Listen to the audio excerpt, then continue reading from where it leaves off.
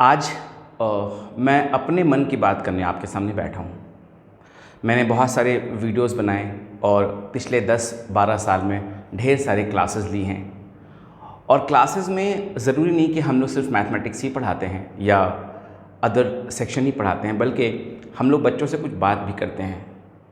और जब हम लोग उनसे ये बात करते हैं तो मैंने रियलाइज़ किया कि अगर आप 1.5 घंटे की क्लास में या 2 घंटे की क्लास में 15 मिनट भी उनसे आप बात करते हैं, अपने माजी की बात करते हैं, अपने पास्ट की बात करते हैं और कुछ कहानियाँ आप बताते हैं, तो ये उनके लिए बड़ी मोटिवेटिंग और इंस्पायरिंग रहती है।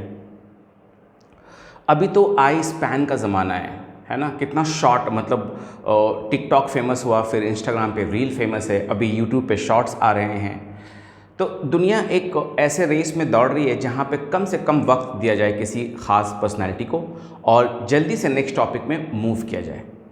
यानी आने वाले ज़माने में दिमाग चाहे कितना भी तेज़ हो जाए, आवर न्यू जनरेशन और the next generations will lack focus and hence the commitment. तो ऐसे तो बहुत सारे आइडियाज़ आते हैं कि मैं भी शॉर्ट्स वीडियो बनाऊं और यूट्यूब पे देखूं, शायद मैं भी फेमस हो जाऊं। लेकिन मैंने सोचा नहीं, कुछ ऐसा करते हैं जिसमें मैं अपने मन की बात कह सकूं, एक ऐसा वीडियो जिसमें मैं अपनी बात कर रहा हूं। तो इसी बात को आगे रखते हुए हम लोगों ने एक सीरीज़ शुरू किया है जिसमें हम किताबों की बात करेंगे, नॉवेल्स की बात करेंगे, चाहे वो किसी भी लैंग्वेज की हो, क्योंकि कम से कम 3 लैंग्वेज के नॉवेल्स तो मैंने खुद पढ़े हैं। और उसके बारे में बात करके मैं ये आपको बताना चाहूँगा कि उसने मेरी ज़िंदगी में क्या तब्दीली लाई, क्या बदलाव लाया, क्या चेंजेस लाए और उससे मैं क्यों मोटिवेट होता रहा। ऐसे ढेर सारी किताबें हैं जो मेरी ज़िंदगी में चेंजेस लेके आए थे। And I remember the first book was Alchemist, written by Paulo Coelho. Brazil के ऑथर हैं, स्पिरिचुअल ऑथर हैं। उनकी कहानी में एक मैसेज होता है जो शुरू से लेके आखिरी तक उसके अराउंड ही कहानी को घुमाया जाता है।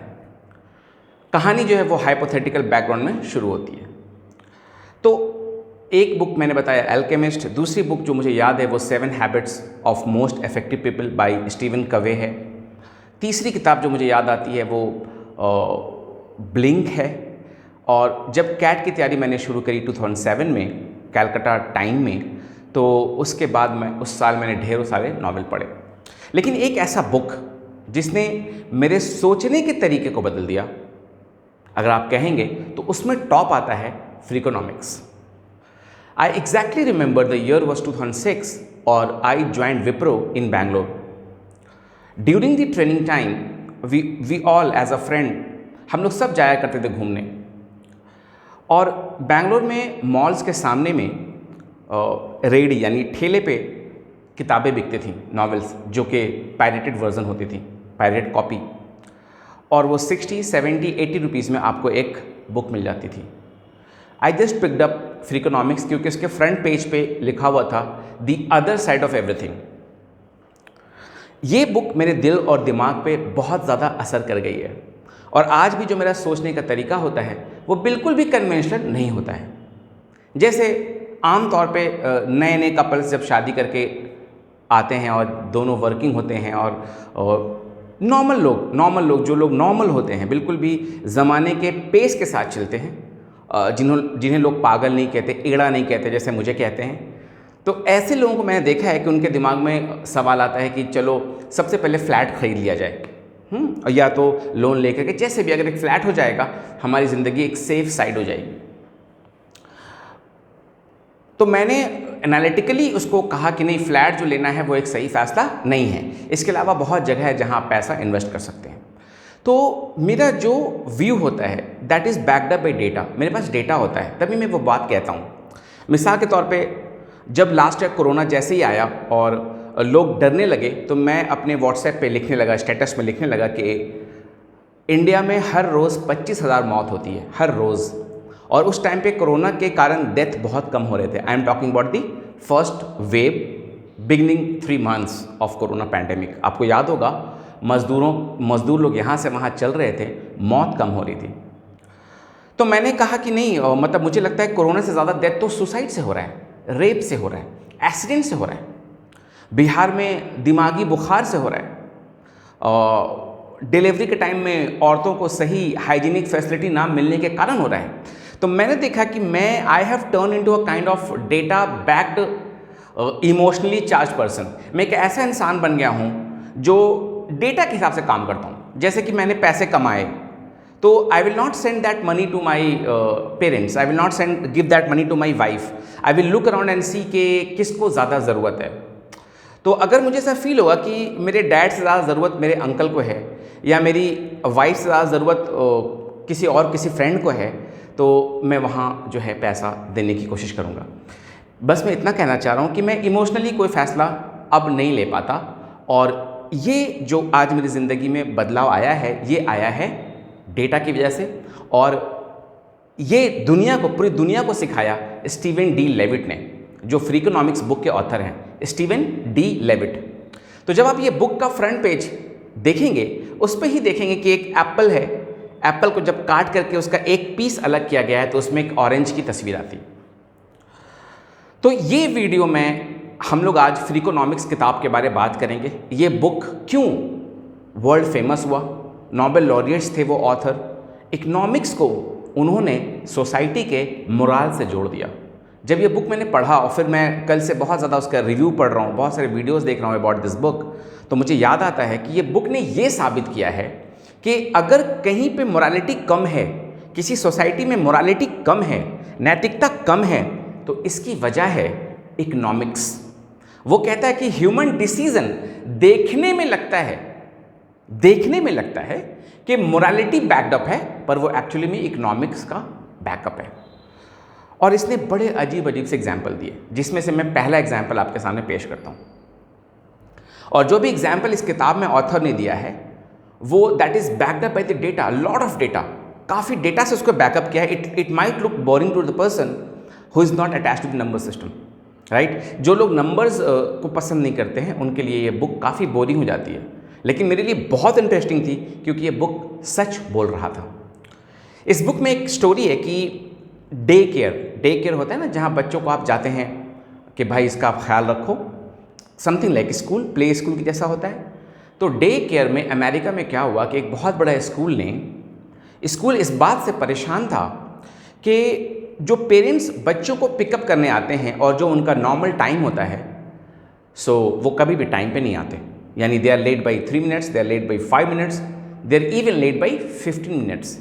और जब तक बच्चे को आप पिकअप करने नहीं जाएंगे डे केयर से, उस स्कूल से, तब तक उसके टीचर्स वहाँ बैठे रहेंगे वेटिंग, क्योंकि बच्चे को छोड़ नहीं सकते वो जब तक पेरेंट्स ना आ जाएं, क्योंकि वो अमेरिका है। तो बहुत सोचने के बाद, बहुत एनालाइज करने के बाद स्कूल अथॉरिटीज़ ने यह फैसला किया कि why not to levy a fine on the parents those who are coming late to pick up their child. मैं आपको बता दूं, ये YouTube का वीडियो जो है बिल्कुल वैसा नहीं है जैसा आप सोच रहे हैं। जब मैं ये वीडियो बना रहा हूँ तो मेरे दिमाग में मैं अपने छोटे मामा के बारे में सोच रहा हूँ, और सोच रहा हूँ कि अगर वो वीडियो देखें तो क्या इससे लाइफ के बारे में, चूँकि फ्रीकोनॉमिक्स बुक में भी इंडिया में 95% जनता नहीं पढ़ी होगी, करेक्ट, 95-96% जनता। तो जब वो ये वीडियो देखेगी तो क्या वो फ्रीकोनॉमिक्स बुक के बारे में समझ पाएगी, ये मकसद है मेरा, और मेरे मन की बात है, मेरे दिल की बात है, ठीक है। तो स्कूल के अथॉरिटीज़ ने फैसला किया कि क्यों ना इसे हम फ़ाइन लगा दें, और उन्होंने फ़ाइन लगा दिया कि जो पेरेंट्स 5 मिनट लेट आएंगे उनको $10, 10 मिनट लेट आएंगे उनको इतना $, कुछ ऐसे फिगर्स थे जो मुझे याद नहीं है। जब फ़ाइन लगा दिया तो अगले दिन से पेरेंट्स का जो एवरेज टाइम था लेट होने का, एवरेज टाइम बढ़ गया। और यही शॉकिंग बात है, हमें ऐसा लगेगा कि जैसे आपने फ़ाइन लगाया है अब तो जो पेरेंट एकदम टाइम पे आएंगे, बिफोर टाइम आके खड़े हो जाएंगे, नहीं, उल्टा हुआ। जबकि उन्हें पेनल्टी देनी पड़ रही है, लेट जा रहे हैं स्कूल पिकअप करने अपने बच्चे को और आपको फाइन देना पड़ रहा है, लेकिन ऐसी क्या बात हो गई कि आप और लेट जा रहे हो? रीज़न था गिल्ट फैक्टर ख़त्म हो गया। पहले जब पेरेंट्स लेट जा रहे थे स्कूल तो उनको ये एहसास हो रहा था कि मेरे बच्चे के जो स्कूल टीचर हैं वो वेट कर रहे होंगे और मेरी वजह से उनका टाइम बर्बाद हो रहा होगा। लेकिन आज उनको लगता है कि लेट हो रहे हैं तो क्या है, $10 दे देंगे, लेट हो रहे हैं तो क्या है, $15 दे देंगे। तो फ्रीकोनॉमिक्स बुक में स्टीवन डी लेविट और उनके साथ को ऑथर इसी बात को साबित करना चाह रहे थे कि ज़रूरी नहीं है इंसेंटिव जो आप दे रहे हैं लोगों को या पेनल्टी जो दे रहे हैं वो राइट वे में काम करे, मकसद पूरा नहीं हुआ। सिमिलरली एक और स्टोरी इसमें कही गई है, क्योंकि ये नॉवल है, इसमें बहुत सारे केस स्टडीज़ की गई हैं जो बड़े बड़े बी स्कूल्स में पढ़ाया जाता है। और अगर आप कैट की तैयारी कर रहे हैं तो आपको तो ये बुक बिल्कुल पढ़ना चाहिए, लेकिन मैं कोशिश कर रहा हूँ कि ये वीडियो आम लोगों तक पहुँचे। अब दूसरा जो केस स्टडी था वो भी स्कूल के बारे में था, शिकागो पब्लिक स्कूल, बहुत बड़ा स्कूल, और वहाँ की गवर्नमेंट ने डिसाइड किया कि हम सैलरी जो देते हैं टीचर्स को वो इस बिना पे देंगे कि वहाँ के बच्चे कैसा परफॉर्म कर रहे हैं। बच्चों के परफॉर्मेंस के साथ गवर्नमेंट ने बहुत सारी चीज़ों को लिंक कर दिया, जैसे कि हम लोग आज भी देखते हैं, है ना, गवर्नमेंट स्कूल्स में हर एक मेथड गवर्नमेंट का इररेलेवेंट ही क्यों होता है? वो चीज़ों पे स्ट्रेट क्यों नहीं पहुंच पाते? वो घूम घूम के क्यों जाते हैं? आपको ये बुक समझाएगा। तो स्कूल में जब ऐसा होने लगा कि स्कूल का जो परफॉर्मेंस है वो इस बात पर डिपेंड करता कि टीचर्स बच्चों को कितना मार्क्स देंगे, तो वहाँ पे करप्शन शुरू हुआ। This book talks about the corruption done by the teachers in improving the childrens score. बच्चों के स्कोर जो है टीचर बढ़ा के देगा तो देखने वाले को लगेगा कि बच्चे अच्छा पढ़ रहे हैं तभी स्कोर कर रहे हैं, और इससे टीचर्स की सैलरी बढ़ेगी। ये थोड़ा सा ऑब्वियस था, ये तो होना ही था। करप्शन को जगह मिले और वो ना पनपे। दुनिया के हर एक काम में, मेरा ये मानना है कि दुनिया के हर एक काम में हलाल और हराम दोनों का रास्ता आपके पास रहता है। हर एक काम में आप एक डॉक्टर बनते हैं इस नियत से, डॉक्टर बनते हैं आप इस नियत से कि आपको जो है जनता की भलाई करनी होती है, करेक्ट। लेकिन जैसे आप डॉक्टर बन जाते हैं और आप देखते हैं कि योर डैड हैज़ टू पे अ लॉट ऑफ फी, 50 लाख 60 लाख 90 लाख 1 करोड़ का डोनेशन देकर के आपकी सीट बुक की गई है, उसी दिन लाखों मरीज मर जाते हैं। क्योंकि 1 करोड़ का डोनेशन देके 50 लाख का डोनेशन देके आप डॉक्टर बनते हैं तो आप इंसानियत को, डॉक्टरी के लाइन को और हर एक चीज़ को बदनाम करते हैं। एक गंदे सिस्टम का आप हिस्सा बन जाते हैं। मेडिकल लाइन में जो है अनड्यू प्रॉफिट है, अनड्यू प्रॉफिट है। यहीं से टेस्ट करवाइए, यही दवा खाइए एंड ऑल, आप सबको पता है। आई will not go into that. लेकिन ये लोग हैं कौन? ये डॉक्टर्स आते कहाँ से हैं? हम में से हैं। आज अपने बच्चों को आप डॉक्टर बनाना चाहते हैं, बहुत अच्छी बात है, आप उसे पढ़ाइए लिखाइए और ऐसे कॉलेज में दाखिला दिलवाइए, एडमिशन करवाइए जहाँ से डॉक्टरी पढ़ें और ह्यूमैनिटी को सर्व करें। लेकिन नहीं, अगर आपका बच्चा 1 मार्क से डॉक्टर बनने का एंट्रेंस एग्ज़ाम मिस कर जाए तो आपके मन में ख्याल आएगा कि क्या मैं लाख रुपए करोड़ रुपए खर्च करके उसको ये मार्क्स दिलवा सकता हूँ?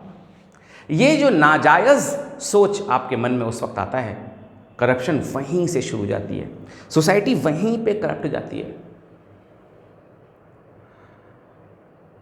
जिस दिन आपने ये सोच लिया कि मेरा बच्चा डॉक्टर बनने के लायक नहीं है फिर भी उसे डॉक्टर बनाया जाए, मेरा बच्चा इंजीनियर बनने के लायक नहीं है फिर भी उसे इंजीनियर बनाया जाए, इस मामले में आई respect my dad a lot.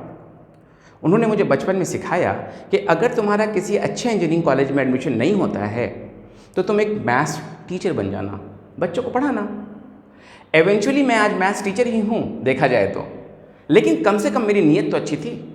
जब मुझे NIT दुर्गापुर मिला तभी जा कर के मैंने इंजीनियर बनने का फ़ैसला किया। आज की सोसाइटी में ये चीज़ लैकिंग है। आज की सोसाइटी बस ये देखना चाहती है कि मेरे बच्चा कौन सा डिग्री अर्न करता है, इररेस्पेक्टिव ऑफ वेदर ही और शी डिज़र्व्स इट और नॉट। आज के माँ बाप स्कूल जाते हैं, कॉलेजेस जाते हैं और वहाँ पे वो देखते हैं कि वहाँ पे AC है या नहीं, स्विमिंग पूल है या नहीं, बाथरूम और टॉयलेट जो है कितना साफ़ है, क्लासरूम हाइजीनिक है कि नहीं, वाईफाई इनेबल्ड है कि नहीं, स्मार्ट बोर्ड लगा है कि नहीं, टीचर्स जो है ड्रेस पहन के आता है कि नहीं, ब्लेज़र डालता है कि नहीं, स्कूल का यूनिफॉर्म कैसा है, मैदान में घोड़े दौड़ रहे हैं कि नहीं दौड़ रहे हैं। मतलब पढ़ाई को छोड़ के बाकी हर एक चीज़ चेक की जाती है। ठीक है, तो सरस्वती माता को तो हमने ऐसे ही नाराज़ कर रखा है। तो स्कूल का जो ये सिस्टम था वो पूरी तरह से करप्ट हो गया और फिर इकोनॉमिक्स की किताब में इसे बुरी तरह से एक्सपोज किया गया। मैं आपसे एक बहुत इंटरेस्टिंग केस डिस्कस कर लूँ इस बुक की, इससे पहले कि आप वीडियो चेंज कर दें। मैं आपसे बताना चाहता हूँ कि इस किताब में एक सबसे अल्टीमेट बात कही गई, 98 - 25 = 73। यस, आप लोग नेट पे सर्च करना, अमेरिका में शायद 1973 या 1983 ऐसा ही कोई डेटा है जब एबॉर्शन को लीगल किया गया। एबॉर्शन को लीगल किया गया। एबॉर्शन इस्लाम में हमेशा हमेशा इलीगल रहेगा, है ना, लेकिन अमेरिका ने इसे लीगल कर दिया और 20-22 साल के बाद उनका क्राइम रेट घट गया था। स्टीवन डी लेविट जो नोबेल लॉरिएट हैं और अपनी किताब में लिखते हैं कि अमेरिका को ऐसा लगा कि क्राइम जो कम हुआ है 1998 में अमेरिका में क्राइम सडनली कम हो गया। It happened because of the strict gun policy, it happened because of better parenting, it happened because of the more number of school going children, it happened because of the improvement of the scores. मतलब दुनिया की हर वजह, दुनिया की हर तरह की बातें की गई। ये बुक कहता है, स्टीवन डी लेविट कहते हैं कि जो 1998 में अमेरिका में क्राइम का रेट सडनली डाउन हुआ है वो इसलिए हुआ है क्योंकि एक वक्त में 25 साल पहले, 22 साल पहले अमेरिका में एबॉर्शन को लीगल किया गया था। एंड जब स्टीवन डी लेविट ये बात कहेगा ना, it would be backed up by the data. ख्याली बात नहीं है, ख्याली बात नहीं है। ख्याली बात करने वाले इंसान जो हैं वो कभी कामयाब नहीं होते। मन की बात, ऐसा लग रहा है, वैसा लग रहा है, मौसम अच्छा है, सुबह उठने का मन नहीं कर रहा है, डेटा जो है वो बहुत इंपॉर्टेंट है। और मेरे लाइफ में तो वो पिक्सल बन के मेरे बॉडी में समा गया है। कोई भी बात डेटा से बैकड अप होना चाहिए। कोई भी दो चीज़ को जब तुम कनेक्ट करो, जैसे मैं एग्जांपल देता हूँ, मेरे लाइफ में जो सबसे बड़े अभी रोल मॉडल हैं इस वक्त वो प्रशांत किशोर हैं। आप उन्हें जानते हैं, नहीं जानते हैं, अभी जानते हैं, मैं उन्हें बहुत पहले से जानता हूँ क्योंकि उनकी एक इंटरव्यू मैंने बहुत पहले सुनी है।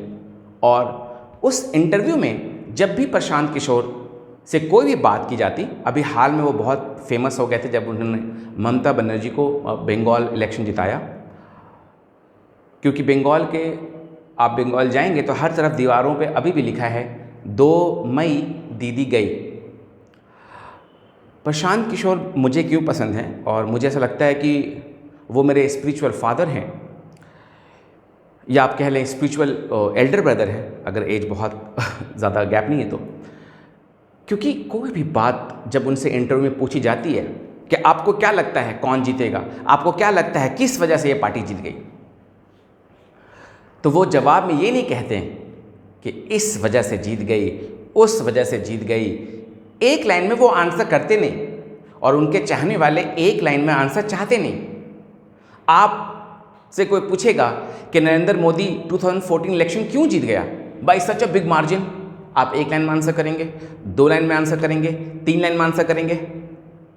लेकिन अगर आप प्रशांत किशोर से पूछेंगे तो वो अपना वो 2 साल का मेहनत बताएगा, वो ऐसे 1000 फैक्टर बताएगा जिसकी वजह से नरेंद्र मोदी ने उसे अचीव किया। तो किसी भी, हमारा ब्रेन जो है ना वो सिंप्लीफिकेशन पे बिलीव करता है।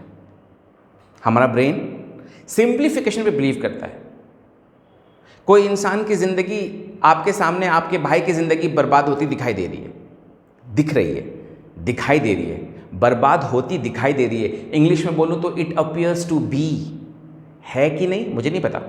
आपके भाई की ज़िंदगी, आपके कज़िन की ज़िंदगी, आपके अंकल की ज़िंदगी आपके सामने बर्बाद होती दिखाई दे रही है, तो आप उसे तुरंत ओवर सिंप्लीफाई कर लेंगे, अरे वो ऐसा है तो ऐसा हुआ। एक लाइन के आंसर पर आप विश्वास करते हैं, आप कभी भी लॉजिकल नहीं हो सकते। प्रशांत किशोर एक लाइन के आंसर पे विश्वास नहीं करता है। तो मैंने जब उनकी इंटरव्यू देखी तो मैंने ये पाया कि वो हर एक लाइन में ये कह रहे हैं, टू माई लिमिटेड नॉलेज। ये बहुत बड़ी बात है।